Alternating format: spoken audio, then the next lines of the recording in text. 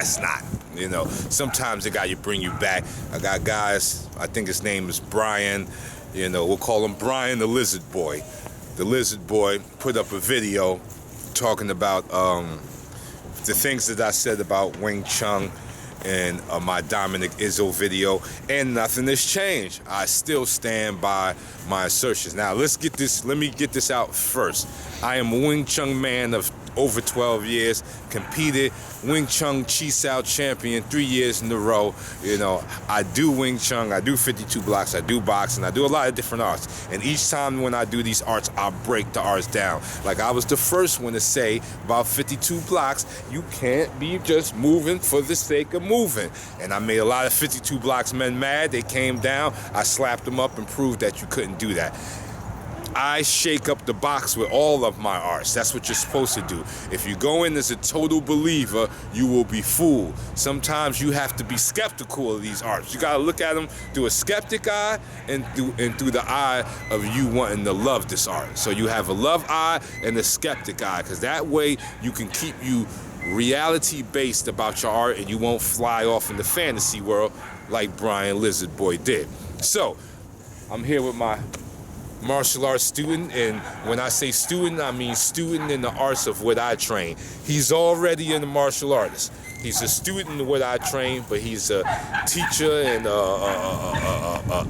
an experienced martial artist in other fields. So I brought him in to also speak on some of this. So one thing I want to say first is that I'm going to use him. So he stands here, back up a little bit, back up. So one thing I say is that Wing Chun, we can move in, doesn't have a long range. And what happens, we can get on the angle. What happens is, this is what they claim to be Wing Chun, is they'll start off in the Wing Chun stance. And then he'll throw a punch, give me a punch. And then the punches will get crazy. What I'm trying to say is, once the fight gets started, you won't see none of this. You won't see this beautiful Tan Sao. You won't see the beautiful Quan Sao. Ain't gonna happen. It ain't gonna happen because it's really on. The fight's on. And that's what I mean as you won't see that type of Wing Chun in the real fight. Because when the pressure hits any system, it changes. This is my left hook. Now, without somebody throwing a punch at me, it looks beautiful. You know what I'm saying? Yeah. Now, once the pressure, if he was throwing something at me, it may change. You see, that left hook don't look as beautiful as this one right here. Well, I got everything right. The hand is up. Yeah. You know what I'm saying? Everything is right. Choreograph. But once he throws something at me, I have to change it. When you see it gets smaller, it gets a little bent, don't look as pretty. So that's what I mean, is that once pressure hits any fighting system, not just Wing Chun, let me get this out, any fighting system, it changes. You have to change with the pressure. So there is no long range Wing Chun. Wing Chun is in style. There is no long range Wing Chun. That's why outside the gap they look terrible. But where does Wing Chun get its juice from? What I got is once we get here. See now, once we get here, he's in trouble. My Wing Chun cooks like oil. So give me a armor. There it is. And see that right there, that comes from my sensitive arm. Now I'm holding and hitting, just like Wing Chun told me to do. These traps and ties, hold and hit. But I can't do none of that out here. There's no holding it. Exactly, he comes in. That's coming in now. So, once again, no long range Wing Chun. And this right here, too. Let's change this. What I said about this little nonsense of pedal punching. It doesn't work. You're not destroying no faces. There's no shifting weight. Because if he's moving back, move back, where's the shifting of weight at? You're not going to run and throw these punches and shift. When it comes to throwing punches, boxing. So even if he steps back,